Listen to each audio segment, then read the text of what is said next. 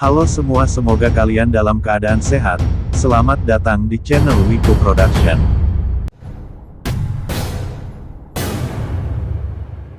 Terima kasih buat semua dukungan para subscribers.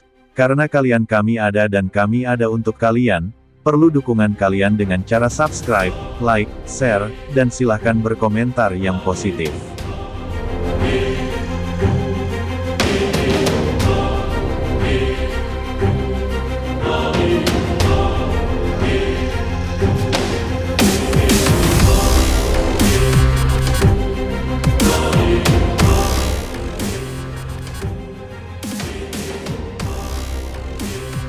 Kisah kali ini adalah asal-usul Sungai Cipamali atau Kali Pemali Brebes. Sasakala adalah dongeng yang dikaitkan dengan asal-usul nama suatu tempat atau toponimi.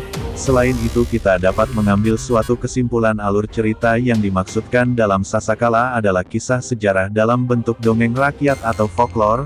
Oleh karena itu dibuat dalam bentuk pesan-pesan tertentu atau siloka. Siloka adalah sebuah dongeng Sasakala yang menceritakan terjadinya nama Sungai Pemali atau Cipamali yang berada di Kabupaten Brebes, Jawa Tengah, Indonesia. Pemali berasal dari kata pamali atau pantang atau tabu. Dongeng ini merupakan sinopsis sebuah cerita babat yang di dalamnya terdapat bagian-bagian tentang terjadinya pemberian nama sungai. Sasakala Cipamali dikumpulkan oleh Zat-Zat di Brata tahun 1946 dalam sebuah buku bunga rampai dongeng. Ringkasan ceritanya, Sang Permana di Kusuma adalah Raja Galuh Pakuan yang terkenal sangat adil dan bijaksana. Ia belum juga berputra baik dari istri pertama yang bernama Naganingrum maupun dari istri kedua yang bernama Dewi Pangrenyep. Pada suatu waktu Sang Permana pergi bertapa. Kerajaan beserta istrinya diserahkan kepada Aryo Kebonan. Sebelum pergi ia memberikan pesan kepada penggantinya itu agar berbuat adil dan jangan mengganggu kedua istrinya. Arya Kebonan menyanggupinya. Selanjutnya Sang Permana pergi ke Gunung Padang untuk bertapa. Ia mengganti nama menjadi Ajar Sukaresi. Selanjutnya Arya Kebonan pun berubah nama menjadi Raden Barma Wijaya Kusuma. Suatu hari Naganingrum dan Dewi Pangrenyep mendapat firasat akan mendapat putra. Firasat tersebut ternyata tepat, sebab 9 bulan kemudian Dewi Pangrenyep melahirkan bayi laki-laki yang diberi nama Arya Banga.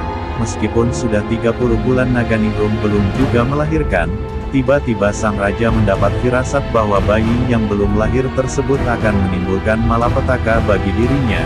Ia menyuruh Dewi Pangrenyep agar nanti bila mana Naganingrum melahirkan bayinya harus dibuang. Bayi yang lahir ternyata laki-laki, kemudian ia dimasukkan ke dalam sebuah kotak bersama sebutir telur. Dewi Naganingrum pun selanjutnya diusir dari keraton. Bayi yang dihanyutkan ke Sungai Citandui tersebut akhirnya ditemukan oleh Aki dan Nini Malangantrang sampai menjadi seorang pemuda. Ia bernama Ciumwanara. Telur yang menemaninya ketika hanyut menetas menjadi ayam jantan setelah dirami ular yang bernama Nagawiru. Ciumwanara bermaksud menyambung ayam dengan raja. Setelah sampai di kerajaan, raja menerima tantangan Ciumwanara untuk menyambung ayam. Bila ayam raja kalah, Ciumwanara berhak mendapatkan setengah dari luas daerah kerajaan beserta isinya, tapi bila ayamnya sendiri yang kalah, Ciumwanara harus menyerahkan jiwanya kepada raja. Ternyata ayam milik Ciumwanara menang, sehingga ia berhak atas setengah dari wilayah kerajaan. Ia menjadi raja di wilayahnya. Setelah menjadi raja, Ciumwanara bermaksud membalas dendam kepada Raden Galuh Barma dengan suatu tipu muslihat. Dia berhasil memenjarakan Raden Galuh Barma dan Dewi Pangrenyep yang dianggap telah menyengsarakan dirinya dan ibu kandungnya. Arya Banga tidak tinggal diam, terjadilah perkelahian antara Ciumwanara dengan Arya Banga. Perkelahian mereka berlangsung sangat seru dan cukup lama. Pada suatu kesempatan Ciumwanara berhasil melemparkan Arya Banga ke seberang sungai. Pada saat itulah mereka sadar bahwa perkelahian di antara dua bersaudara tersebut tidak berguna. Mereka berhenti berkelahi. Sungai yang memisahkan mereka selanjutnya diberi nama Cipamali atau Kali Pemali sebagai tanda peringatan yang bermakna pertikaian dengan saudara harus dihindarkan sebab termasuk pamali atau pantangan.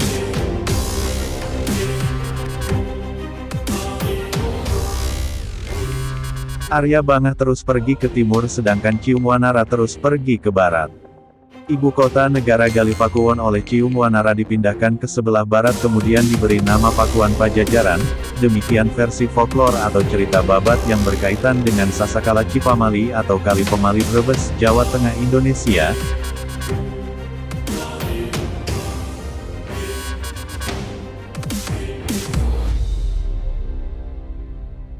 Sebagai catatan, nama-nama tokoh dalam Sasakala Cipamali menyebutkan para raja penguasa kerajaan Galuh. Nama tersebut yaitu Cium Wanara sebagai gelar Raja Aryo Banga, Dewi Pangrenyep, Dewi Naganingrum yang dalam sejarah keduanya adalah istri Permana Adikusuma penguasa kerajaan Saunggalah yang saat itu sebagai ibu kota kerajaan Galuh. Raden Galuh Barma atau Raden Barma Wijaya Kusuma adalah Tamperan Barma Wijaya atau disebut juga Raja Bondan. Ia putra Sang Hyang Sanjaya Haris Dharma Raja kedua Kerajaan Sunda, dan pendiri Kerajaan Mataram kuno atau Kerajaan Kalingga Jawa Tengah. Sementara itu Aki Balangan Terang adalah Bima Raksapati Kerajaan Galuh yang menyingkir pasca penyerangan Sang Hyang Sanjaya ke istana Kerajaan Galuh sehingga menewaskan Prabu Purbasora.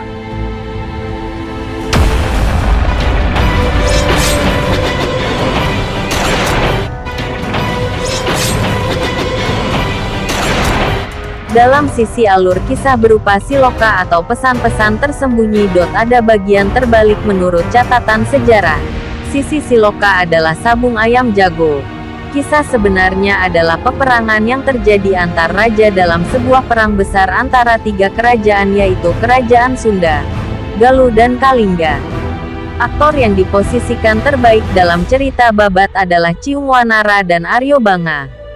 Cium Wanara dalam sejarah adalah Raja Galuh dan Aryo Banga Raja Sunda sehingga dia tidak pergi ke timur menjadi raja di Jawa karena kerajaan di timur dikuasai oleh Sanjaya. Pembagian wilayah antara timur dan barat adalah Sungai Cipamali. Ini adalah kesepakatan antara tiga raja yaitu Cium Wanara, Arya Banga dan Sanjaya di bawah arahan Resi Demunawan dari Galunggung. Kisah sejarah yang sebenarnya ini setelah didapatkannya berita yang tercatat dalam naskah Carita Parahyangan. Sebuah naskah lontar yang diteliti oleh K. F. Hall kemudian diteruskan oleh C. M. Pleait. Kemudian naskah ini dialihbahasakan oleh Purbacaraka sebagai laporan tambahan mengenai batu tulis di Bogor. Upaya ini diteruskan oleh H. Tendam tahun 1957 dan J. Nurdin dalam laporan penelitiannya tahun 1962 sampai 1965. Juga diteliti oleh sarjana Sunda diantaranya Mangun Almamiharja, Amir Sutarga, Aca, Ayat Rohaidi, Edi S. Eka Jati, dan Undang Adarsa.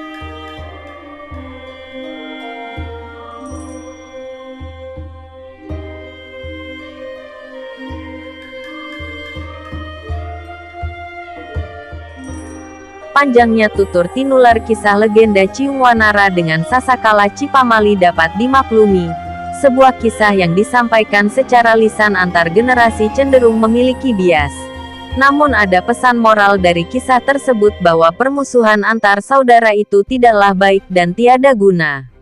Demikianlah kisahnya. Apabila ada kesalahan mohon dimaafkan dan silakan dibenarkan di kolom komentar. Terima kasih.